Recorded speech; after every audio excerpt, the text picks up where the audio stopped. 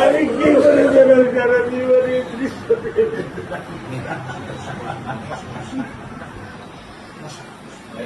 আমার এই দৃশ্য আমি কি দিয়ে পূরণ করবো? আমার বিয়ে শুক্রবারে নামাজ মসজিদে নামাজ পড়ে, আমি 3 ওয়াক্ত নামাজ বাসায় পড়ি স্যার, কারণ ও আমার সাথে নামাজ পড়তে পছন্দ করে। 2 ওয়াক্ত নামাজ আমি ওকে নিয়ে স্যার আমার বাসায় পড়ি স্যার। আল্লাহ আমি জানি না আল্লাহ তাআলা আমার এই কোন পরীক্ষা ফেলেছে, এই দুঃখ এই কষ্ট মৃত্যু ছাড়া আমার আর কোনো শেষ নেই স্যার, আর কোনো শেষ নেই স্যার।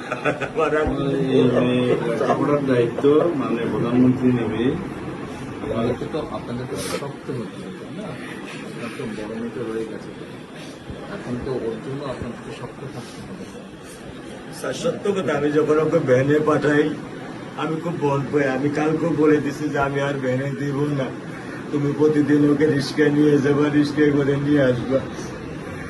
আমি ক্লান্ত স্যার, 10 বছর বয়স থেকে স্যার অবহেলা পেতে পেতে পেতে পেতে স্যার আমি আর নিতে পারতেছি না স্যার।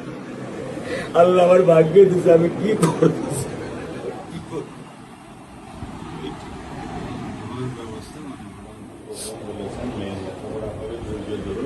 বিচার তুমি খুব সম্পৃক্ত সময়, এটা দিয়ে বেশি বলতে পারবো না, কারণ আদালতের বিষয় তো। আমরা চার্জশিট দেবো ইনশাআল্লাহ এই 24 ঘন্টার মধ্যে। আমি সত্য কথা বলি,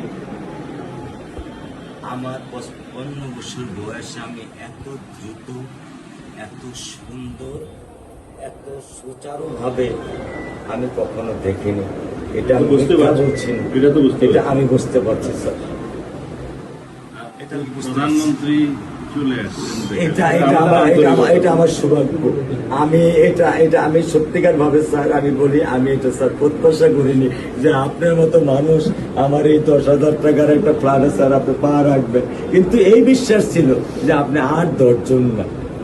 যে মানুষ ট্রাফিক সিগন্যালে দাঁড়িয়ে থাকে, নিয়ম মেনে চলে, সে মানুষকে বুঝতে স্যার আমার এইটুকু বয়সে স্যার যথেষ্ট স্যার।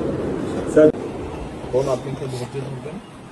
আমি ওকে কোনো নিয়ন্ত্রণ করতে পারতেছি না। আল্লাহ চায় আপনার সন্তানের এই অবস্থার জন্য যে দায়ী, তার বিচার ইনশাল্লাহ হবে, সেটা শীঘ্রই হবে। আর মালিক যে আল্লাহ তাআলা মালিক, ওনার কাছে সাহায্য, ওনার কাছে সাহায্য চাও, আল্লাহ রহম করলেন সব কিছু দিতে পারে। মানুষ হিসেবে আমাদের যেটা করার আমরা স্যার মিরপুর 10 নম্বর আইডিয়াল স্কুলে ক্লাস 9-এ পড়েছে। টোটাল ওগুলা নিয়ে চিন্তা করবেন না, ওগুলা ইনশাল্লাহ ব্যবস্থা। আপনি যখন যেহেতু বলেছেন, আপনি আপনার কষ্টের কথা বলেছেন, সেই ব্যাপারে আমরা যেটা আমাদের পক্ষে সম্ভব ইনশাল্লাহ।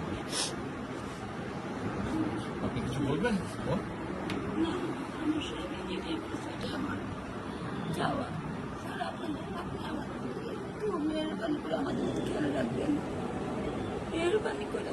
আমরা প্রথমে সবচেয়ে আগে যেটা এই মুহূর্তে আমরা করতে চাই সেটা হচ্ছে যে এই অন্যায়ের সাথে যে জড়িত তার বিচার আমরা আগে করতে চাই, তার বিচারের ব্যবস্থা আমরা আগে করতে চাই, এইটা আমরা আগে প্রথমে করতে চাই।